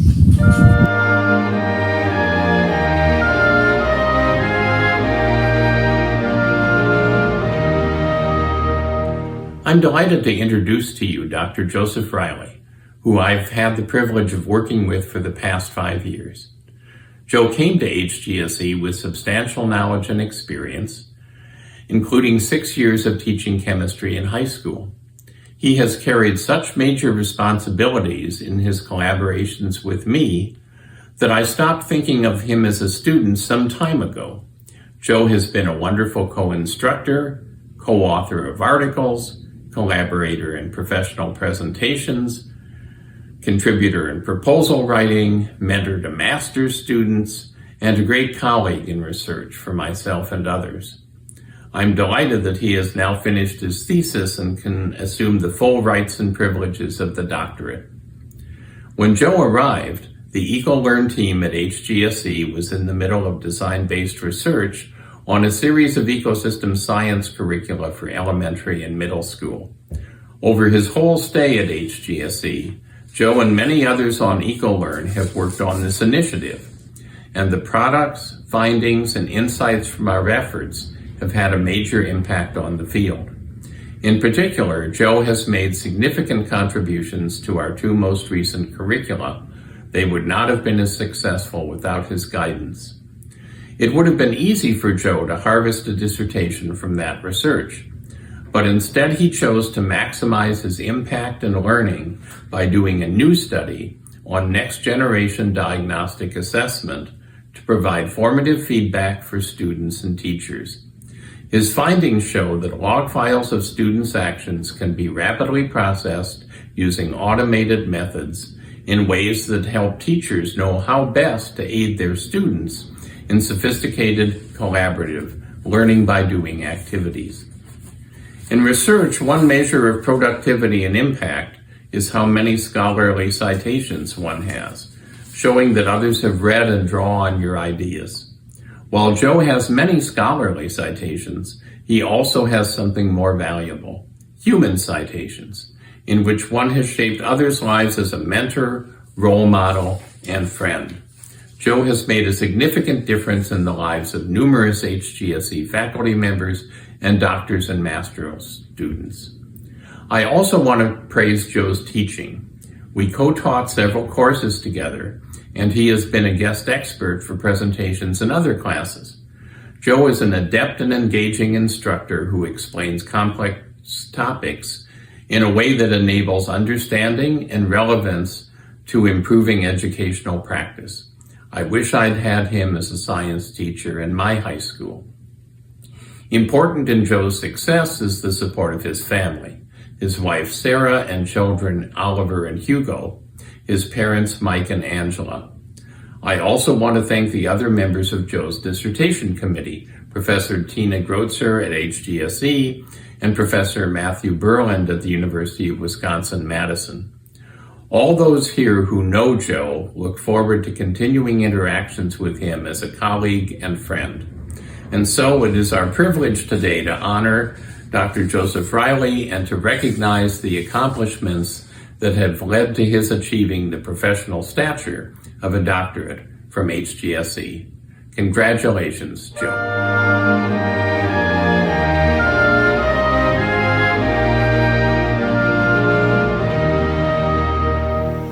I'm honored to present Dr. Renee Reinhardt.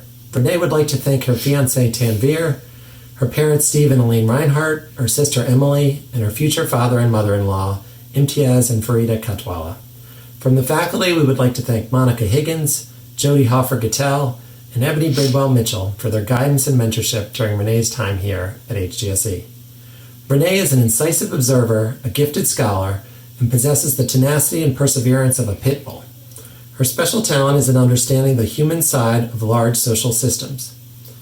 In her qualifying paper, a study of policy implementation across 2 states, she found profound levels of distrust between the teachers and the higher-ups, who the teachers called suits. Intriguingly, she zeroed in on the exceptions and found that when things worked well, it was because people higher in the chain had exhibited respect and humility by doing things like answering emails in a timely fashion, listening and responding to input, and by treating teachers and students as equals, for example, by getting on the floor and playing with students during their visits to schools. Policy reform is often so much reform, so little change. What Renee shows is that one important reason for this is that our large social systems have gotten away from the basics of human respect, shared values, and open and honest communication. For her dissertation, she extended this thinking to a new domain, prison life.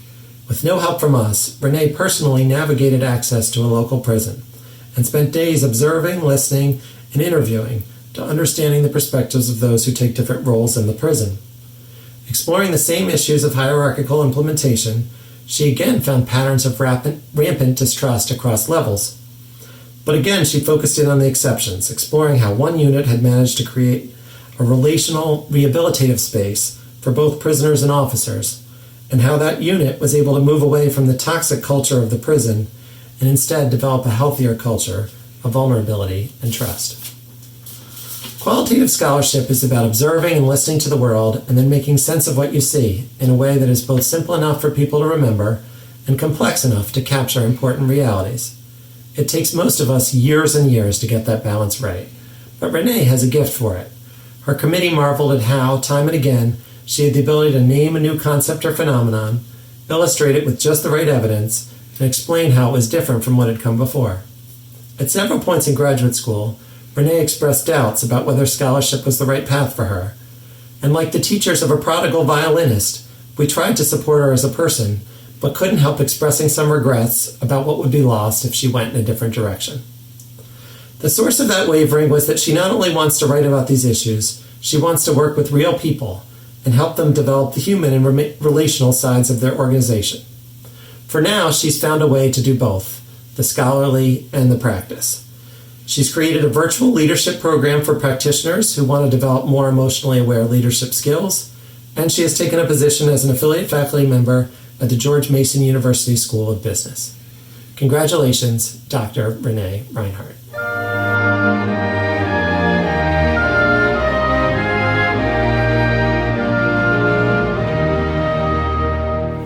My name is Hunter Gelbach, and I'm thrilled to be virtually hooding Dr. Carly Robinson. A couple years ago, I attended a wedding in which the bride and groom had humorously laid out the seating assignments in the form of a trophy case. From the scores of identically appearing trophies, you had to find the one with your name and table assignment, and then you learned that you were a valued participant. But if you looked closely enough, one of the trophies was not identical. The bride, seated at table number 1, was no valued participant. Rather, she was best in show. And that pretty much sums up what it's been like to work with Carly for the past several years. At first glance, she seems similar to many of the outstanding doctoral students here at HGSE.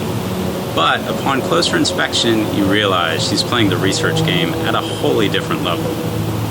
To be candid, it's a little scary for a faculty member to be faced with the prospect that any day the administration might realize that the student knows more than the teacher. So I did what any self-respecting guy with a fragile male ego would do. I ran away. In Carly's first year, I took a leave of absence and went to work with a startup company.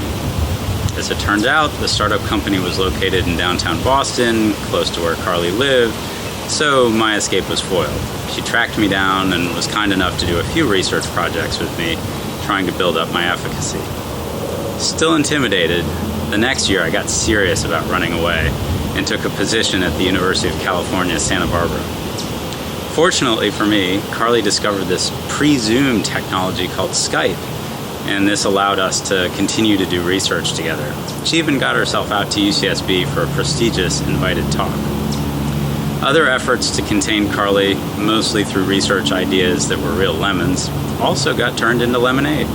For example, despite numerous failed attempts to replicate a particular study, she had the last laugh by managing to get 2 great publications out of those efforts. You might assume that trying to collaborate with such a deadbeat, absent advisor might have negatively affected her own personal research agenda. Not so. She recruited some top-shelf help along the way, with Monica Higgins and Todd Rogers playing instrumental roles in shaping her work. Her focus on teacher relational self-efficacy, how confident teachers are that they can build relationships with their students, has turned out to be an incredibly prescient choice of topic.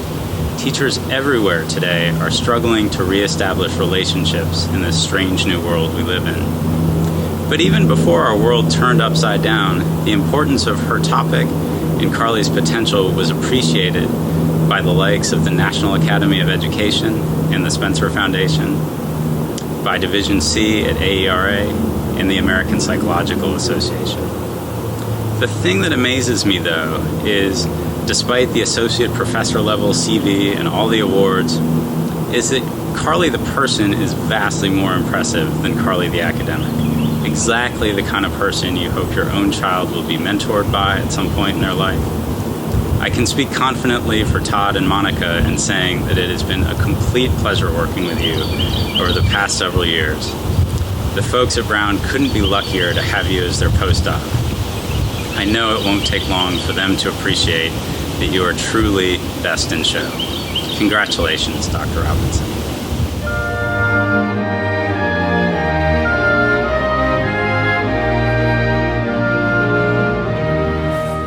Hello, I am Miera Levinson. It is my absolute honor and joy to celebrate Dr. Clint Smith at this robing ceremony.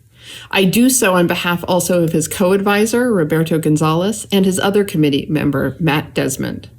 As many of you know, Clint is already a powerhouse public intellectual as a writer for The New Yorker and The Atlantic, co-host of Pod Save the People, a TED Talk speaker, an amazing spoken word artist and award-winning poet, and the author of a forthcoming book, How the Word is Passed, which explores how different places around the country reckon with, or fail to reckon with, their relationship to the history of slavery.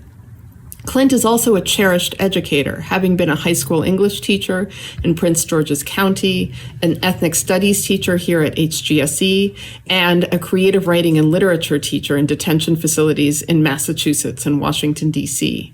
Clint's intellectual, educational, and creative energy and accomplishments frankly overwhelm any easy summary or characterization.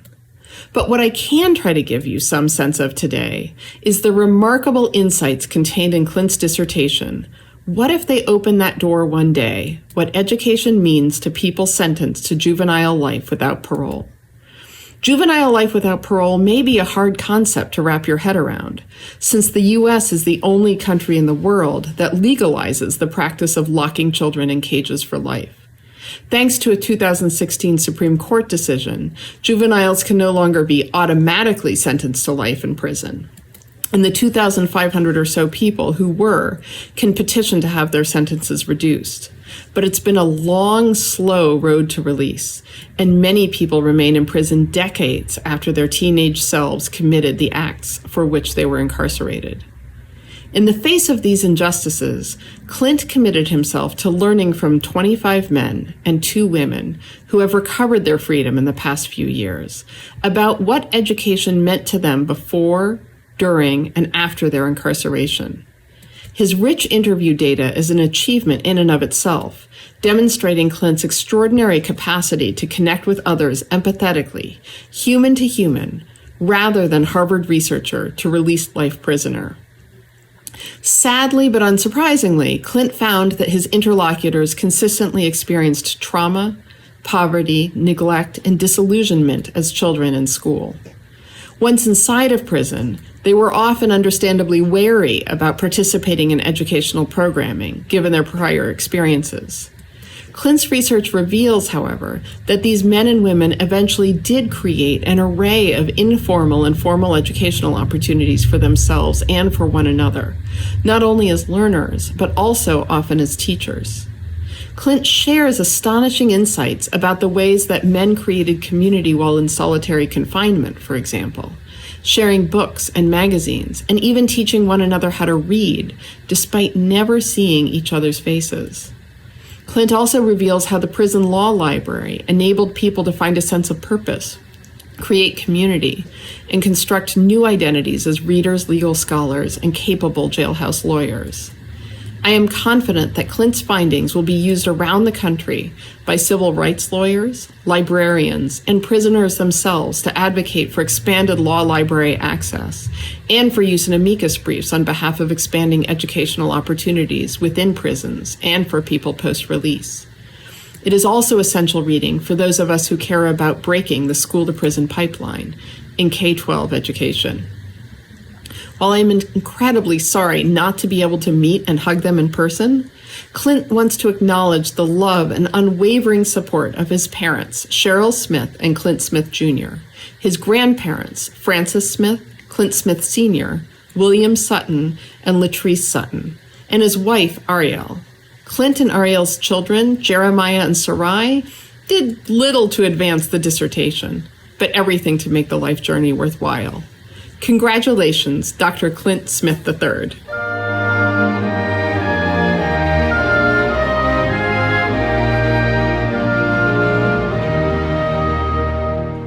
Good morning. I'm Roberto Gonzalez. I'm Carolina Valdevilla's advisor.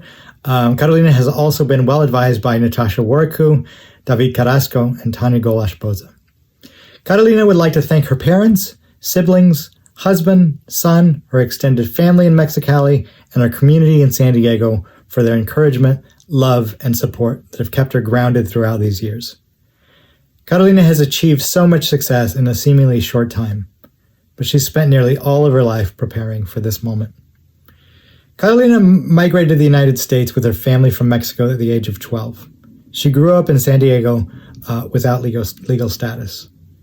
Now, I've had the pleasure of working with students from mixed-status immigrant families for the last 28 years, and I'm still astonished by the ways in which these young people balance family responsibilities, school and work requirements, and their social justice commitments. Students like Carolina dream of having a better life so that they can improve the circumstances of their families. But the road is not easy. With uncertain futures, many fall out of the educational pipeline. Blocked access, stigma, and cumulative stress manifest in mental and emotional challenges. Carolina has persisted despite these challenges. She's taken them head on, and she's made them her life's work. Since 2011, and throughout her years as a graduate student at Harvard, Carolina has maintained the My Undocumented Life website, one of the largest platforms in the country for information, resources, and support for undocumented students and their families. Now, I first met Carolina in 2012 when I was at the University of Chicago. She had won a prestigious fellowship that had paid for her to spend several weeks in Chicago to study with me. By the end of the fellowship, I was so impressed with her work, I encouraged her to apply to UChicago's doctoral program.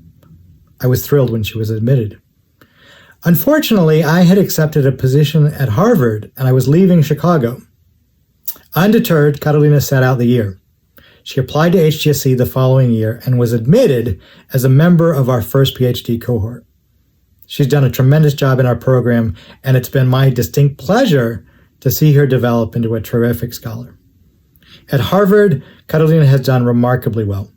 She has secured multiple fellowships and grants to support her studies, including the Ford Foundation Pre-Doctoral Dissertation Fellowship, the Society for the Study of Social Problems, Racial and Ethnic Minority Graduate Fellowship, the Center for U.S.-Mexican Studies Visiting Scholar Fellowship at UC San Diego, and the Harvard Weatherhead Center for International Affairs Research Grant. Her path-breaking dissertation, On the Verge of Separation, Family Life in an Era of Mass Deportation, examines the effects of immigration enforcement on the trajectories of young people in mixed-status families. In doing so, Carolina explores how even the threat of deportation of a family member can impact young people's daily routines and their plans for the future. And she's only getting started. In the fall, Carolina will be a UC President's postdoctoral fellow in the Department of Sociology at UCLA. The following year, she will join the faculty at University of California, Irvine in the third-ranked criminology program in the country as an assistant professor. I will end with this. Carolina, you being at Harvard has meant so much to so many people. Your graduation from Harvard will serve as an inspiration for many immigrant students and children of immigrants and a validation of the sacrifices of their parents. As Carolina's advisor, it gives me tremendous pleasure to hood her. Congratulations, Carolina. We're so proud of you.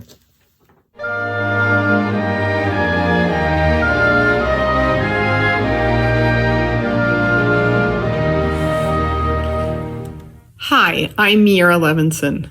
It is with boundless admiration that I celebrate Dr. Xin Xiang at this robing ceremony.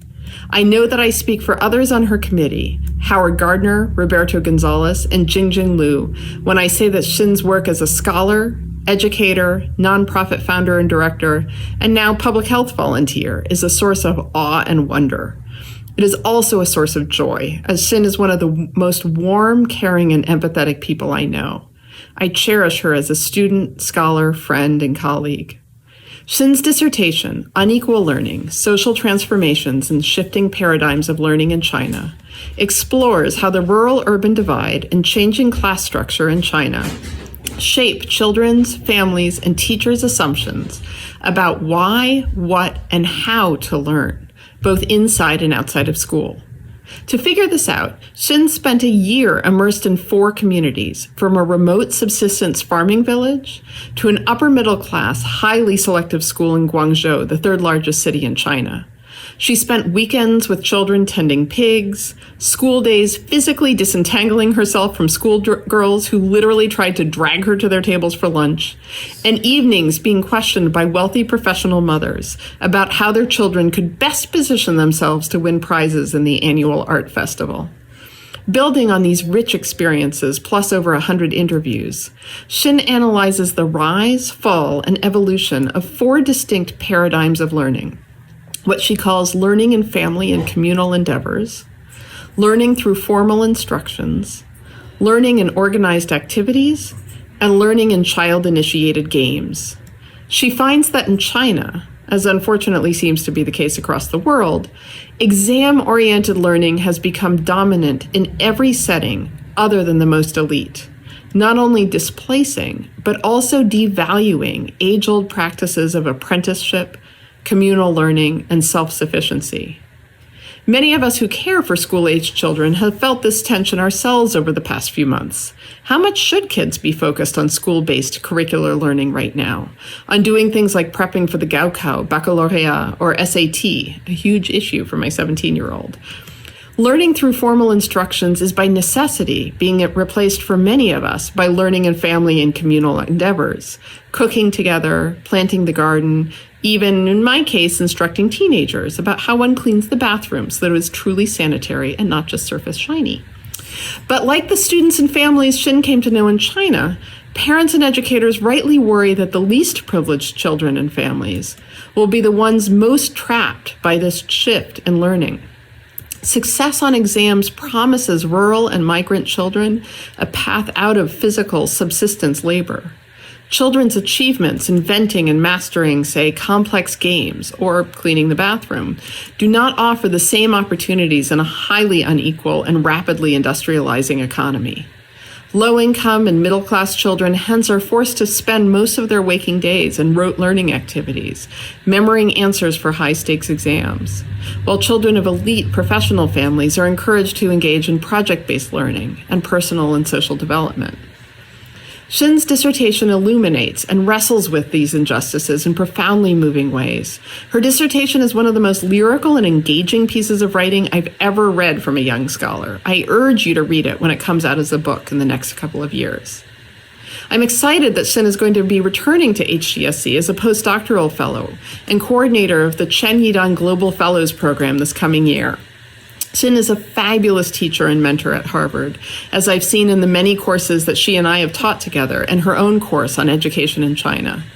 She is similarly cherished in Guangzhou through her work as founder and director of Clover, a nonprofit that strives to help migrant children become self-directed learners and empowered citizens. We are so lucky to be having Shin as a colleague moving forward. Shin, of course, did not reach this milestone on her own. In addition to her committee, Shin would like to thank her parents, Ding Chen Xiang and Yanglong Huang, her husband, Bingting Yu, and longtime faculty champions, Bob Selman and Helen Haste. I look forward to the day when we can all celebrate together in person. In the meantime, congratulations, Dr. Shin Xiang.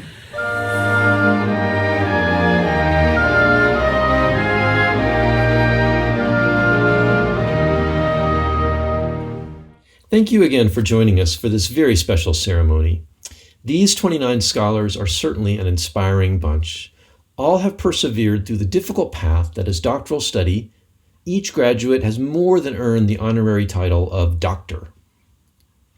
In these very challenging times, I hope that this ceremony provides all of us with some measure of hope and optimism about the future of education in the U.S. and in the world. Let me again offer my congratulations to all of our graduates and their families. Thank you again for being part of this very special day.